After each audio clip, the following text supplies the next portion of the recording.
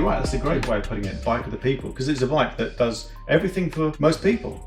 And there's been a lot of changes. We've stuck with our sidearm design. That really gives us a very good quality ride feel. It stiffens up particularly the way the suspension works to give us the ride we want. But we've adjusted our geometry, we've adjusted our kinematics of the bike to really hone in on what this rider wants, which is different to some of our other platforms. The perfect scenario of having multiple types of bikes, whether it's an Epic EVO or whether it's an Enduro or Stumpjumper Evo even, is that we can tune the bike for the intended ride. And this is a bike that is really now honing in on that pure trail experience. It can cope with an awful lot, but it's the pure trail experience is where this bike is focused. So some of the key things that we've changed, the main frame that you see here is a much more slender design. It's much more svelte. The sidearm is really being reduced in its size because it has to deal with the trail experience rather than trying to be a very, very aggressive frame for those riders that want to go that way and a trail bike. So by making our Evo bike, the Stumpjumper Evo, which we just launched, more aggressive, we were able to make this bike focus on that trail experience. So you'll see frame is much more slender, the down tube is smaller, so we still have our SWAT here with its storage pod, but we don't have the same size down tube, so we aren't able to put the bladder into here that we get with the Stumpjumper Evo. That being said, there's still an awful lot of space in that whole down tube. So in addition to that, the bike is now 29 only, so 29 front and rear, so that's a new story for us. The real benefits for 29 over 27.5, its speed, it's a better rolling bike, you maintain the speed of the bike. A lot of the adjustments you can now make to the frames that we've made to the frames since 29 originated means that some of the concerns people had have long gone. The forks are now a short offset fork, so you still get that snappy steering that you'd want. We've been able to manipulate carbon fiber to keep the back end of the bike really quite tight, so it doesn't feel like you're dragging a trailer behind you. But now, if you want to go fast, if you want to have fun, you're seeing every genre of rider go for a 29er if they're not going for a mullet, a smaller rear wheel, which is definitely in that racing, more aggressive, more vertical style of riding. It is a 140/130 travel bike. New frame with S sizing. S sizing is something we have on a few models now. S sizing comes into the Stumpjumper category now, so S1 to S5, and the length of the bike is changing as the sizing numbers go up.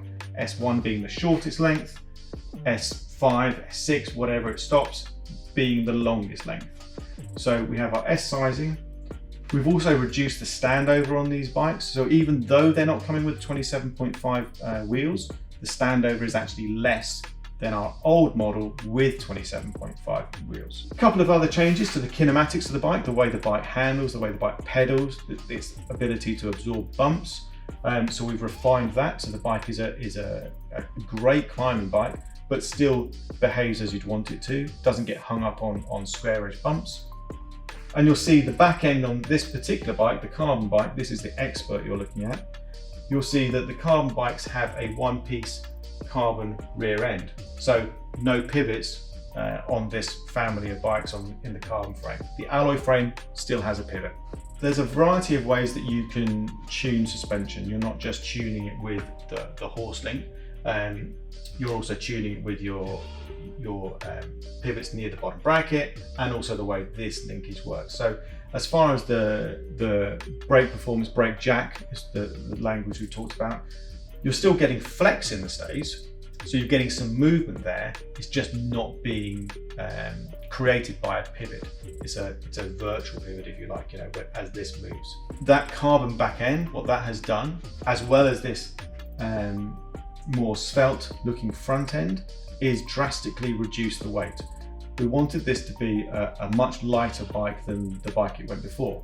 This is a sub 30 pound bike, and you know that's way lighter than the bike it replaces.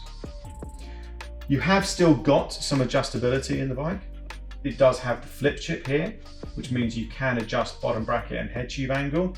It's nowhere near the same amount as you would on some of our other bikes, but just to dial that style of riding for you, which might be different to me, you have got the ability here with the flip chip to do that. When you go for a full carbon frame, there are two benefits.